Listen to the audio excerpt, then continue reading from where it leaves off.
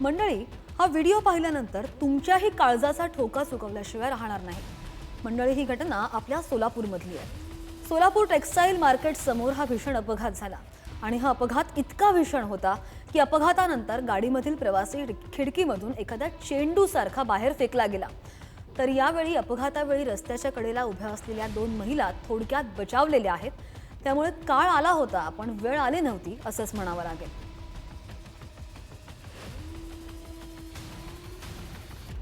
मंडळी, अगदी मनसोक्तपणे चोरी करणारे हे चोर आणि ही स्मार्ट चोरी आपल्या यवतमाळ जिल्ह्यातली। यावेळी 2 शहरांमधील वेगवेगळ्या ATM मधून चोरट्यांनी तब्बल 1,14,000 रुपयांची रोकड लंपास केली आहे। या प्रकरणी अवधूतवाडी पोलिसांमध्ये अज्ञात चोरट्यांविरुद्ध गुन्हा दाखल झालेला आहे आणि आता पोलिसांसमोर या कॅमेराप्रेमी चोरट्यांना पकडण्याचं आव्हान सुद्धा उभं आहे। या घटनेमुळे यवतमाळमधील ATMची सुरक्षा आणि पोलिसांची कार्यक्षमता यावर सुद्धा प्रश्नचिन्ह निर्माण झालंय। एकीकडे चोरटे बिनधास्तपणे चोरी करतायत तर दुसरीकडे पोलिसांसमोर त्यांना पकडण्याचं मोठं आव्हान आहे।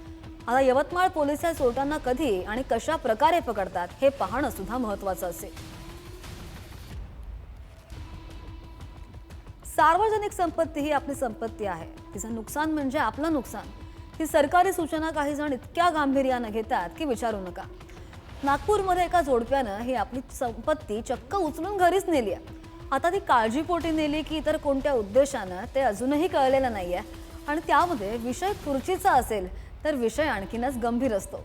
आता प्रत्येकाला खुर्ची हवीच असते पण ती मिळवण्यासाठी लोक काहीही करतात। या नियमानं या जोडप्याने ही खुर्ची पळवली तर नसेल ना। आता खरं आणि खोटं जे काही तेव्हाच कळेल जेव्हा पोलीस त्यांचा पाहुणचार करतील।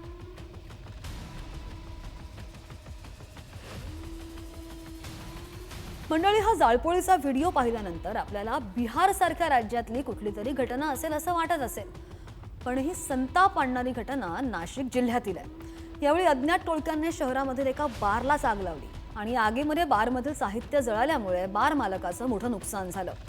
शहरातील बार मालकांमध्ये यामुळे भीतीचं वातावरण आहे आणि त्यामुळे या अज्ञात टोळक्यांवर कारवाई करण्यात यावी अशी मागणी आता बार मालक करतात।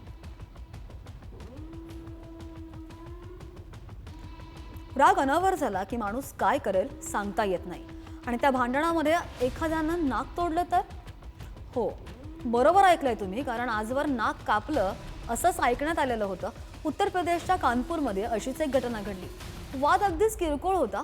सोसायटीचा पार्किंगमध्ये वाहन पार्क करण्यावरून वाद झाला आणि त्यानंतर या जागेचा मालक आणि सोसायटीच्या सेक्रेटरीमध्ये वाद झाला। जागा मालकाला पारा त्याचा इतका चढला की त्यानं सेक्रेटरीच्या कांचिलात लगावत मानच पकडली आणि नाकावर जोरदार चावा घेतला।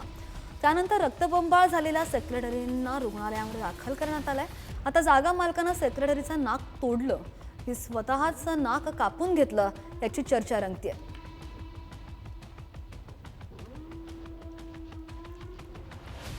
वेळ आली होती पण काळ आला नव्हता असं उत्तराखंडमधल्या गौचरमधील या जीवनदान मिळालेल्या कुत्र्याबद्दल म्हणता येईल। रात्रीच्या वेळी परिसरामध्ये शांतता होती। परिसरातील हालचालींवर भटक्या कुत्र्यांचं लक्ष होतं। कुठेही थोडी हालचाल जाणवली, कोणी संशयास्पद व्यक्ती दिसली की भुंकून गाव जागवणाऱ्या या कुत्र्यांचा फडशा पाडण्याचा बिबट्याचा डाव असावा। तो आला, त्याने झडप घालत कुत्र्याला पकडून फरफटत न्यायला सुरुवात केली। मात्र कुत्र्यानं जीवाच्या आकांतानं प्रतिकार करून स्वतःचा जीव वाचवला।